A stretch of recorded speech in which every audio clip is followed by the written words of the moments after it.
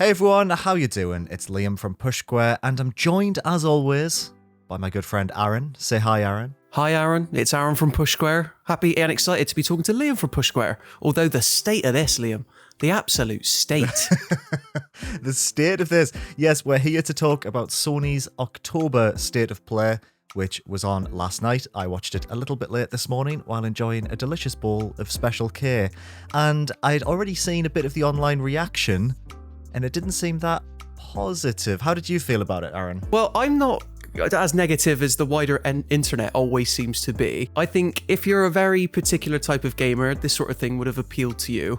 But I do agree that, like, I don't know, PlayStation going in was kind of saying it'll be third-party games, you know, keep an eye out. And this kind of raised people's expectations, like, oh, we might see Final Fantasy, or maybe even Call of Duty, that's not too far out. And maybe they've squeezed something before the end of the year. And obviously that didn't seem to be the case. It was more so 25 minutes of, we can't put this stuff anywhere else, so let's throw them in a show together and kind of just push it out. Literally was that, wasn't it? And I think we'll talk more about this later after we talked about what was featured, I'm sure, but I think it seems crazy to think, but, you know, PlayStation is still trying to find its groove with this state of play format. You know, they haven't quite got there yet. We will have a little chat about maybe what Sony should be doing with State of Play and maybe how they should be managing expectations moving forward. But should we just run through everything that was announced and have a little bit of a chat about it? Yeah, I would say so, because there's definitely some gems in here, I think. And there's like 2 or 3 bits that I'm really excited for. Yeah, same. So the show started off with Deathverse Let It Die, which is a spin-off of Let It Die, which was the free-to-play, multiplayer, rogue, light thin by Grasshopper Manufacture, which is Suda51's outfit. This looks to be a multiplayer spin-off that reminded me a lot of Anarchy Reigns. Can you remember that on PlayStation 3? So I know of Anarchy Reigns, never played Anarchy Reigns, but I think I'm along the similar lines to you, because I definitely got a lot of Mad World vibes, which is obviously a Wii game, but Anarchy Reigns, a sequel to Mad World. And yeah, I guess Sony just couldn't let it die after all, because it's getting a sequel. Hey. There's going to be a lot of terrible jokes like that in this discussion video, by the way. But it's funny because I was quite, not to pat myself on my own back, I kind of called that it was like Let It Die before it was even announced. I was like, are they re-releasing a new version, an expanded version of Let It Die? Yeah, just something about the crazy sort of costumes everybody was wearing. But yeah, so I think you're right to call it Anarchy Reigns. I think less exciting. It also reminded me a bit of Drawn to Death slightly. Oh, wow, that's a bit of a stinky comparison, but yeah. I don't know if that's just me. That. Yeah, but I don't know, this looks absolutely fine. Did we need a Let It Die sequel? Yeah. Probably not, but I'm glad. Did you actually manage to find out if this was Grasshopper working on this? Because I'm struggling to see who's making it. I did look into it. It's not. So it looks like maybe Let It Die is owned by the publisher, Gunho. This is made by Supertrick, who co-developed Let It Die with Grasshopper. But it looks like Grasshopper have absolutely no involvement in this whatsoever. Because obviously that was one of the major selling points of Let It Die, right? It's like Suda51, Grasshopper, wacky, insane style. But who knows? Yeah. Deathverse. If this isn't free to play, I'm going to call it now. It'll be dead in a month, right? Like, yeah. There's no way this'll be anything. So it's not free to play, but they could do the PlayStation Plus right with it, right? Which has worked for games. I think they'll have to in the past. I mean, I say that Drawn to Death released straight into PS Plus, I believe, and that definitely died a death. But then you have things like Rocket League. I don't know. It's definitely going to need PS Plus, because nobody is going to be forking out for this in a genre that saturated, I don't think. No, I don't think the Let It Die brand is pervasive enough to make people double dip on a different game. Let It Die, guys. You remember this from 2016, right? Come on, it's back. It's back 5 years later. Please, guys. Please visit Uncle Death again. Yeah. So next up, we have probably one of the highlights of the show for me, which was We Are OFK. It's like a narrative adventure about a pop band. You play interactive music videos and you interact with the band members. The trailer was a little bit too self-aware for my liking. It was referring to the state of play, and I find that stuff a little bit grating sometimes. But in general, it was giving me kind of Sayonara Wild Hearts vibes, which is one of my favourite games from a few years ago. I really liked the idea of just this interactive depiction of a low-key pop band. So yeah, I had good feelings about this. What did you think about it? Yeah, I thought it kind of grated on me as well how meta the sort of trailer was. It was talking about like giving away free like DualSense t-shirts in game, and then sort of taking that away and making a joke out of it. And I was like, okay, guys, I don't know what the sort of tone is meant to be here, but I'm like you. Any game that tries to do something a little bit different with the music scene that isn't just like a rhythm music game immediately catches my attention, and it's definitely going for that sort of like indie feel, almost like Goodbye Volcano High, which is still meant to be coming to PlayStation relatively soon. And I think it's framing as a biopic, kind of like could make it stand out a little bit. Like you're on this journey with this band across 5 episodes. Yeah, I'll be interested to see how this plays out when it releases on PS5. Oh, he's on a roll today. So that's out on PS5 and PS4 in 2022.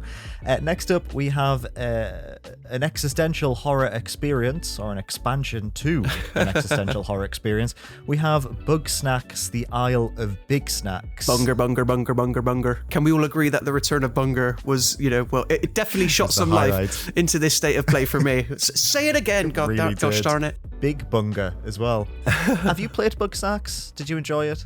So I did play Bugsnax, obviously, because it was one of the only things that PS5 players could play that was quote-unquote a true PS5 game upon launch, even though obviously there was a paid-for version on PS4. But I enjoyed it. I didn't finish it, but I liked how kooky and sort of like weirdly, creepily charming it was. I don't think it quite captured the hype that many people had for it going in, but I agree with that. Having said that, like I think people who enjoyed it is an easy platinum, from what I understand. I always meant to go back and play it for that reason there. If only my PS5 hard drive was a lot bigger. Need one of those fancy M.2 ones. This is a free expansion coming early 2022, which is really cool. Clearly the game has done well enough that they're happy to give away some more content for free, which I think is nice. And the only notes I've written down here is snacks with hats, and you can redecorate your house, which, to be honest, is reason enough to revisit, I think. I think so too. Like you said, giving it away for free, what have you got to lose? I mean, if you bought a PS5 at launch, you've got given the base game for free anyway, so you won't have to have paid anything in theory, like if you're an early adopter. And yeah, if creepily voiced mixtures of, I don't know, snacks and monsters are your thing, then you're going to have a field day with big old Bunger. So next up we have Five Nights at Freddy's Security Breach. Coming this December, Coming the 16th of December, just to PlayStation 5, I think. I think it's a PS5 exclusive. I thought this looks rubbish. What did you think about it? So this was the game we already had heard about, right? Or am I getting this confused with the VR? Yeah, so this was at one of the PlayStation 5 events when the PS5 was being revealed, I think. It was like a real big ticket item in those original showcases. Well, it's definitely not having the same effect here, because Five Nights at Freddy's is one of those games that one of those series that I just can't bring myself to even care about. It's such a non-series to me, which seems strange to say because I know people love it. Every time I walk into my local Forbidden Planet, there's like toys of this like creepy teddy bear. Kids love it. Yeah. Do they really? Kids love Five Nights at Freddy's? Oh, do you not know this? No, yeah, like its biggest target market is like primary school children. Oh, that's messed up, man. I don't know how I feel about that. But yeah, they love it. Yeah, I suppose, it's better that they're playing that instead of something like, I don't know, Fatal Frame or any of those really creepy games. But true. I mean, this seems a bit more expansive than your traditional Five Nights at Freddy's, right? You've got a bit more mobility, because whereas before it's you can move around. It's like first person, full exploration, I think. But it still looks to have a lot of that like camera stuff where you're trying to stop the automatons? One of the two. Robots. Scary robots. Androids. From getting into your little house. I had like a reaction to this trailer. I was just like, this looks terrible. Thought you were going to tell me that you broke out into a rash all of a sudden then. I don't know. I think without like the grimy lo-fi visuals of the original games, it just looks a bit nothing. It just loses all of its appeal, I think. It's caught in that middle ground, right? Because it began as like an indie project, and I think it was made, primarily by one person. But yeah, you're right, because whereas before it could sort of play into the darkness, it really played into that creepy feel. But now, especially it being presumably a PlayStation 5 only game, it's kind of hasn't got quite that level of graphical fidelity where it can take advantage of the hardware and actually look pretty without leaving behind that art style it's kind of built up until now over those years. So I'm sure people that play Five Nights at Freddy's, which I know is a lot of people, are going to love this, but it's not for me, I'm afraid. I'd be very curious though if anyone in the comments likes Five Nights at Freddy's. Let us know what you think about this, because I'd be really interested to see how the fandom is reacting to this. Yeah. Speaking of how the fandom might react to something, next up we have Death's Door, which I am so happy is coming to PlayStation systems, because as you'll know, Aaron, because I never shut up about it when we talk about games off air, this is my favourite game of 2021 so far, and I am over them. I'm thrilled it's coming to PlayStation systems, because oh my days, everyone needs to play this game. So you basically play as a tiny little crow who serves as effectively you're like the Grim Reaper, and it's your job to travel into this ancient ruined world to harvest souls that have been alive for so long they've turned into horrific monsters. And it plays basically like a top-down Zelda title. So you're traveling to dungeons, you're unlocking new abilities, and then you're going to different dungeons and attacking big monsters. And it has like a little bit of Dark Souls mechanics in there as well, just in terms of enemies will respawn when you go back to a central hub where you use items you've collected to upgrade your abilities. Shortcuts, I believe. Yes, shortcuts as well. Yep, it has that kind of like looping level design that Dark Souls has. It's honestly, I can't enthuse about this game enough. I think it's a 10 out of 10 experience. I played this on PC over the summer and just I devoured it. I had such a beautiful time with it. And it comes out on November 23rd for PS5 and PS4. Yeah, this is one I'm really excited about because I may or may not have already annoyingly purchased it on another platform with the intention of playing it, because you won't stop banging the Death's Door drum. I've heard so many good things. I think, this is a great game to get like so soon after its initial release as well, because so many with these sort of like indie team projects we see, especially like a two-man team like this, it can kind of take a while to get the game to other platforms. But I think this is going to help a lot in terms of people considering it for Game of the Year. Again, it's going to give it that nice gust of second wind. And it's not only PlayStation this is coming to. I think, it's not relevant to here, but it's coming to Switch as well. And I know that games like this can do particularly well on all platforms, but especially that one. In terms of PlayStation, though, I'm not sure if you caught this, Liam, but if you pre-order Death's Door, I believe you get a free copy of Titan Souls as well. Which was the developer's first game, which is also good. I didn't enjoy it as much as I like Death's Door. I think Death's Door is an expansion and a continuation of a lot of the ideas they did in Titan Souls.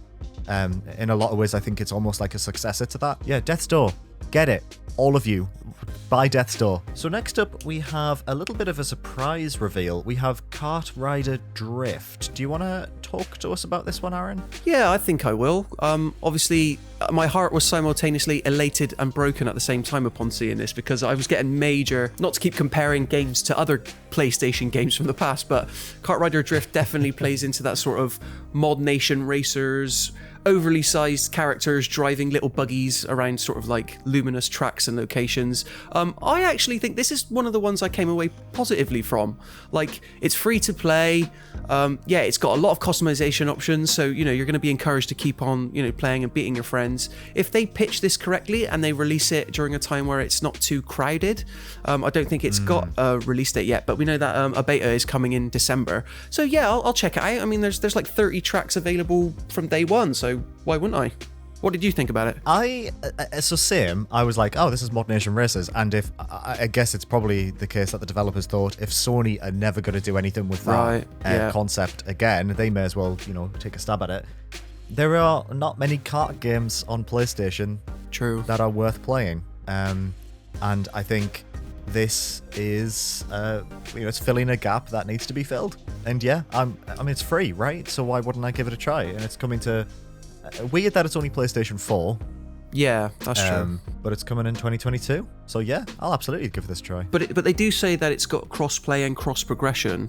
So I'm assuming that's either obviously with other platforms or with a future PS5 version. I'm not too sure. But if they want to build it up to be a platform, and it does well on PS4, I can't see why they wouldn't, release a prettier version. Yeah. Next up we have King of Fighters 15. Do you have anything to say about King of Fighters 15? Has there really been 15 of these and I've never played a single one? Yeah, no, King of Fighters it's like not even one of the top 5 fighting franchises I know. It's not Street Fighter, it's not Tekken, it's not Mortal Kombat, it's not two more. Yeah, so I don't know. This didn't do anything for me. Open beta in November though. Could check it out. The art style looks pretty cool. November 19th. Yeah.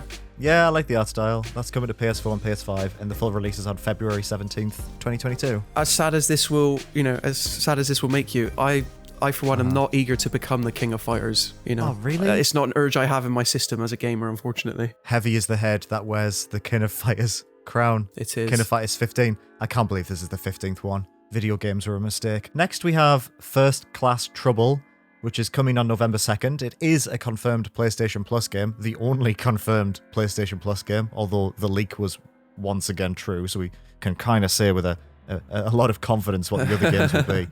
I thought this trailer was pretty bad. I really just don't like trailers where they're doing like the fake conversation over gameplay stuff. Yeah. I don't know. It just makes me feel tired. It's not something you tend to see from... I know this isn't being published or made by PlayStation directly, but it's something you expect to see from like Ubisoft outings, right?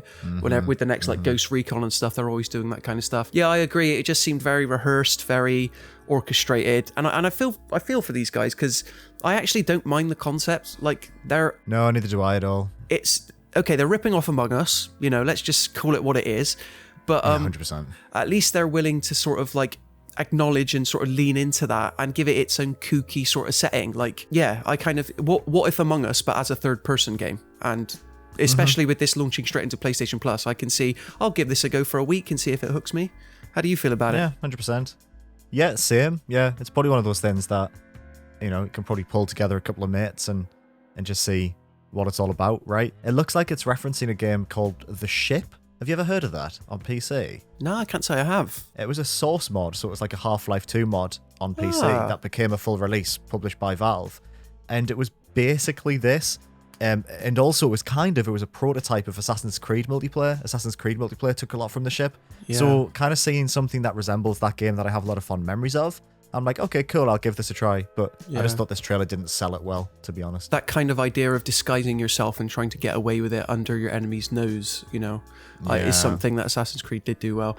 You had something funny to say about this game, off script, shall we say? The vast levels of customization. Oh my god, yeah, there was a bit where the guy was like, oh, there are so many customization items for you to choose from. And then the shot changed to just 15 identical pairs of shoes. Brilliant. Anyway, yeah, that's coming to PlayStation Plus, so check it out, I guess. You don't have to pay anything for it. And then next up we have something that I feel like I should have more to say about, but I don't. It's Star Ocean: The Divine Force. Any experience or love for the Star Ocean franchise? I've got approximately nil love or experience with the Star Ocean franchise, I'm afraid. Same. And I'm sorry to keep going on and sounding like a broken record, but I think that's indicative of this, like, state of play in general. Like, there are players out there that will love this, but I am not one of them, as much as I want to be. I actually thought, obviously, the Square Enix logo flashed up. People's hearts probably would have fluttered at the thought of this being Final Fantasy 16. I know we ran a poll shortly before on our YouTube community page, shortly before the State of Play went live, and Final Fantasy was the most, of the games we chose to feature, the most voted for. Something else ended up winning that one. And that, to our poll's credit, something else definitely appeared at this State of Play. Plenty of something else. Star Ocean being one of them. And it just looked like one of those JRPGs for me. Bright, colourful, numbers flying off of enemies, really melodramatic voice acting. I don't know. It's not the sort of game that speaks to me, I'm afraid. I almost feel like I should have messaged Robert Ramsey, because he absolutely adores stuff like this. Just these kind of like B-tier JRPGs that people absolutely adore. I'm sure this will be fine. I mean, it looked okay. You know what I mean? Like, it looked, like you say, it looked like a lot of other games, but there was plenty here that looked fun. Flying around, hitting big monsters. Hitting giant robots with flames spewing out of them. Yeah, it just, I mean, I did like, I'll hold my hands up, I liked Scarlet Nexus earlier this year, which was that Bandai Namco game that came out before Tales of Arise. Actually, it felt really good to use in the PS5 version using the DualSense controller. That had like a really fresh feeling combat system, involving like, brain powers and stuff like that. I wasn't getting, I don't know, whereas that had kind of like a directed art style, played very deeply into like the red color palette. this kind of seemed like non-specific in a way. I'm not sure how this compares with previous Star Ocean games in the past, but as I say, this looks like you could easily sink in hundreds of hours. It's definitely one of those games, so you'll get your value for money if you want to pick this one up. It's coming next year to PS4 and PS5. It is. Any fans of Star Ocean, let us know in the comments how you felt about that. And finally, we have probably the biggest portion of the State of Play was dedicated to this. We have Little Devil Inside. I think this looks really good. I do think this looks like a really solid indie game. How do you feel about it? I mean, I absolutely love it. I think Billy, he's a cool character. He's cool, and he's rocking a scarf.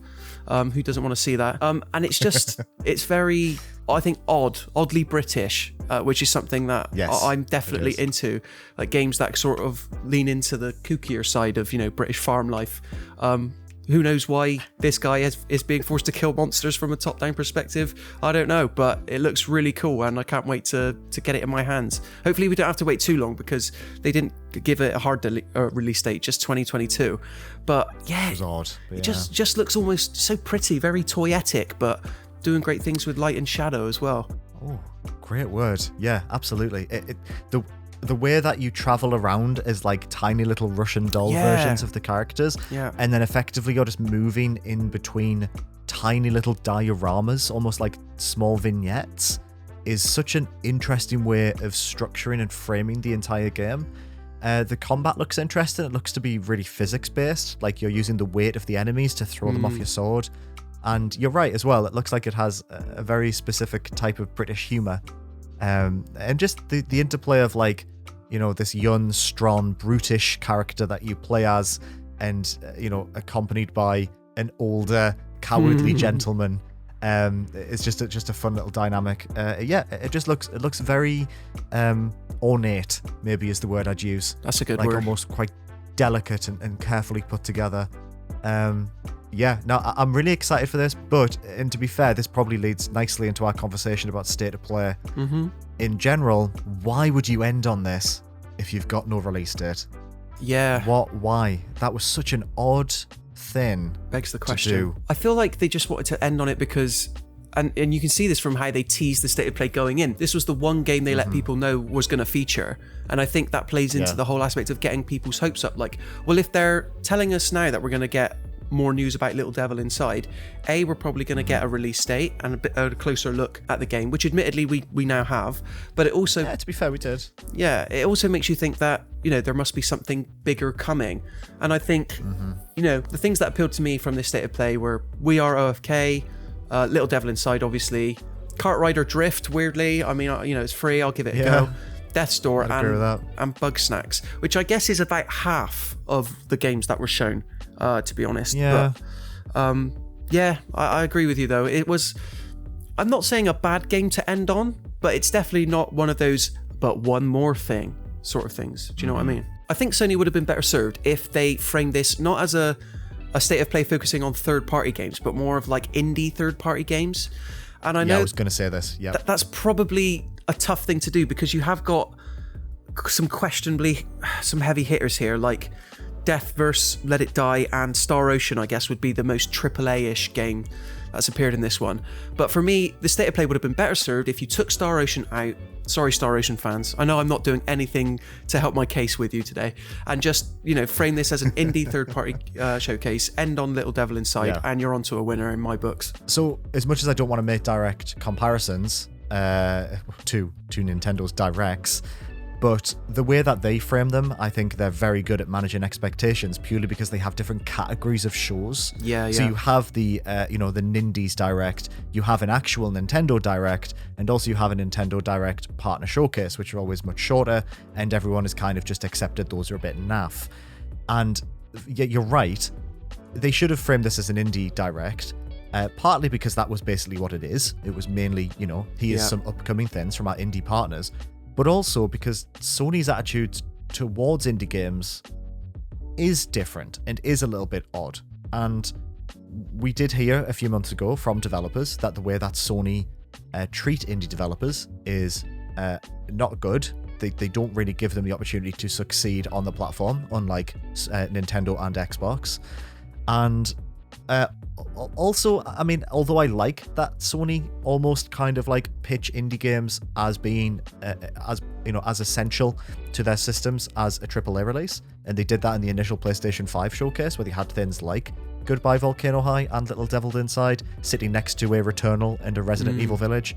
I don't know. I just think in terms of this state of play, if I'd gone in thinking this was just about indie games, I probably would have walked out a little bit more maybe impressed by what they showed. Yeah. But as it stands, I just think maybe they should have just dumped all of these trailers on Twitter, like they do sometimes. Sometimes they will literally just say, hey, for the next half an hour, we're going to just put some trailers on Twitter and this is what's coming. I've seen people say similar things like that. Like they framed it as one of those work meetings that could have just been put in an email. Like they've used that as an analogy. And I wouldn't go that far. But yeah, I think if you take Star Ocean out, because at the end of the day, Sony succeeded in getting major eyes on a nice collection of quirky indie games, and I don't want to discount that, but I agree you need to manage people's expectations a bit more. I think if you take Star Ocean out, you needed a couple more pops as well. I think Death's Door was definitely a pop, Bugsnax was a pop. Have two more pops that people potentially didn't expect, that didn't leak. To their credit, it didn't leak that Death's Door was coming to PlayStation, especially the fact that there's a Nintendo Switch version, which makes it even more impressive that it didn't leak in my book. I think you're right. They need to start categorizing these state of plays, because this is a very different show than the one we got as their sort of E3 showcase in September. And I think if you were going in expecting Spider-Man 2 gameplay or proper look at like Wolverine, I think you were way off to begin with anyway. But to avoid and stave off a lot of bad reaction, you need to set people's expectations appropriately, and I don't know, employ a narrator that isn't quite so robotic on these things and actually put a face to these showcases just to give a bit more personality. I know Jim Ryan's not exactly a people person, but where's Shuhei Yoshida on these things? Like, I don't know. No, you want to get Jim Ryan on? You alright, mate? Death's Door's coming to PlayStation 5 in November, like. Get on it, man. It's proper canny. I've got our old pal Liam from Push Square here to introduce a special game.